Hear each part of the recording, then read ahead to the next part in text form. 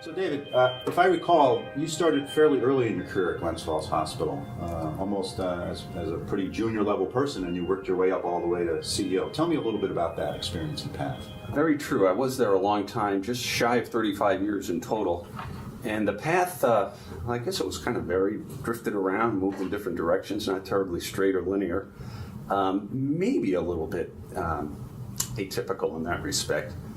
And I guess I have to say, too, it didn't follow a precise plan. Like a lot of career paths, it was subject to a constant process of learning, more than a little bit of good luck and fortitude at certain times. And it's been most enjoyable.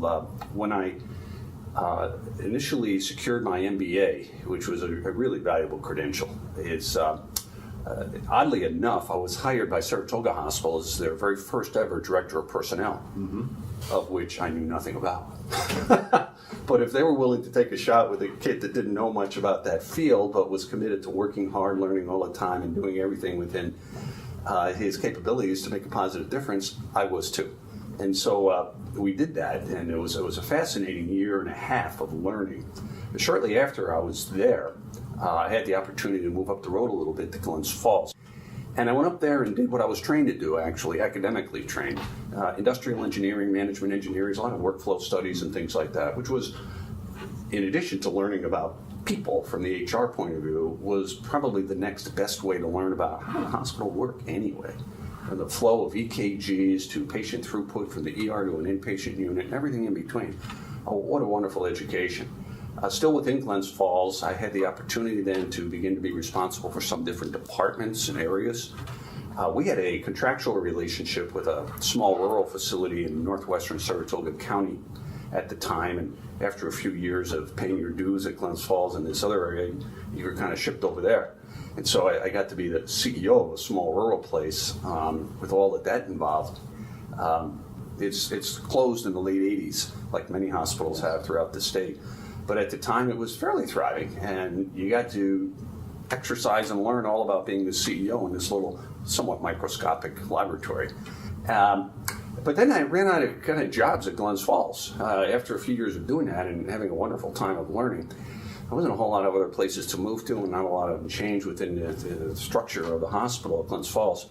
And again, by luck, I had the opportunity to move down to Blue Cross Blue Shield of Northeastern New York and Albany as Vice President of Provider Affairs. That was a role of intermediary, if you will, with all the doctors and the hospitals, actually all the healthcare providers, home care agencies and the like, and the insurer.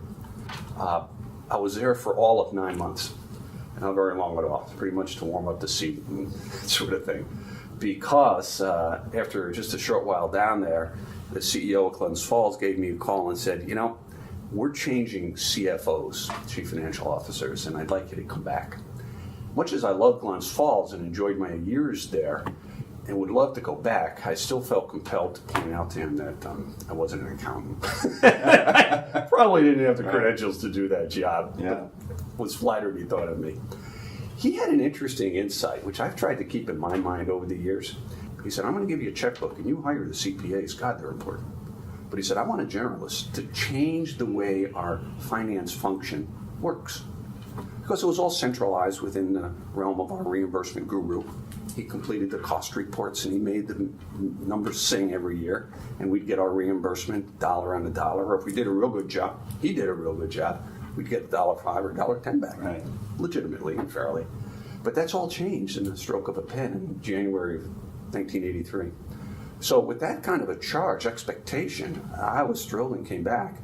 Once again, not really qualified to do what I was doing, but having a ball learning and having an impact. And a few years later, he said, I think we want to make you COO. And he said, I'm going to be retiring in a few years. I think you should have an opportunity. And he said, I'm not going to be involved with that selection, but I'm going to see if I can get you exposed to the board, at least to get to know you a little bit. And I wasn't even sure I wanted the job, to be honest with you. I was enjoying what I was doing. That was a lot of fun, and I was learning and growing, and that was good enough for me. He did retire, as he said he would, and sort of late in the game, I decided to throw my hat in the ring, and things worked out from there. A quarter century later, I said, maybe I should retire from that.